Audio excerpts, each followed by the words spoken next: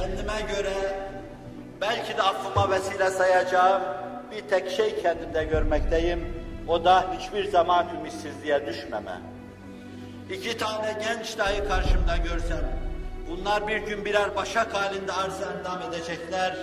Bu ikiler 200 olacak, 200'ler 2000 olacak. Ve Allah'ın tevfik ve inayetiyle inanan insanlar, insanlığın kaderine hükmedecekler. Kalbi itminana ermişler, insanlığın kaderine hükmedecekler.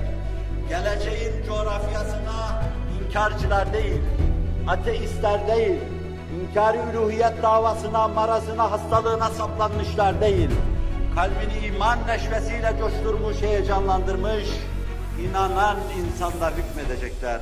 Rabbimin tevfik ve inayetiyle. Bu bizim için kâfi ve vâfi bir delildir. Bir istirhamım olsun sizden.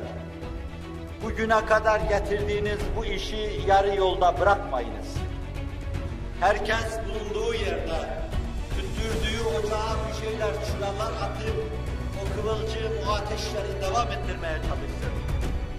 Tarihin çok şanlı ve şerefli milletlerinden, talihli, bahtsız, bahtiyar fakat istikbal adına bir kısım karışıklıklar bulunan, bu mübarek, bu muazzez ve bu mübeccel milletin geleceğini inşallah gül devrine çevirmek için herkes bugün başlattığı işi, bezmi devam ettirmeye çalışsın. Hadiselerin ters akışı, bir kısım marızların karşınıza çıkması sizi katiyen yıldırmasın. Bu dava hep böyle başlamış, hep böyle devam etmiştir. Sıkıntının en büyüğünü, ızdırabın en büyüğünü Allah'ın en sevdiği kimseler başta çekmişlerdir. Sizin de bu türlü sıkıntılara maruz kalmanız muhtemeldir. Ama her yerde bir ocak tüttürünüz. Onu Muhammedi ruhla tüttürünüz.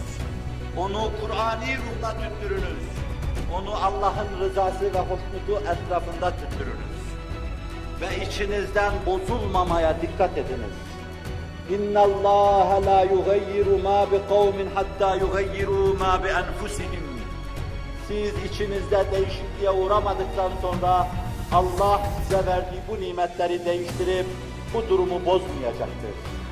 İçten bozulmamaya çalışınız. Dünya maksadınız olmasın. Fani ve zahir şeylere dilbeste olmayınız. Allah en büyük hedefiniz olsun. Hz. Muhammed'in hoşnutluğu gayeniz olsun. Ölüm en tatlı ümniye ve idealiniz olsun. Allah yolunda ölüm en tatlı ümniye ve idealiniz olsun. Ve bu mevzuda durmadan yürüyünüz. Dünyanın tozuna, toprağına eteklerinizi bulaştırmayınız. Sadece bu millet için, bu vatan için, onun insanın kalbinin iman heyecanlarıyla coşması için hizmet edin. Ve bu mevzuda yılmayın. Birlerinizi Allah bin edecektir. Unutmayınız, böyle yapmakla siz peygamberlik davasında peygamberlerin yolunda gidiyorsunuz. Hiçbir veli, hiçbir post işin, hiçbir mağaran işin, hiçbir hak dostu siz bu hizmeti, bu aşk, bu heyecan ve bu ihlasla devam ettirdiğiniz sürece sizin topuğunuza ulaşamayacaktır. Siz ayrı bir kuşakta, ayrı bir kutupta bir başka velayeti temsil ediyorsunuz.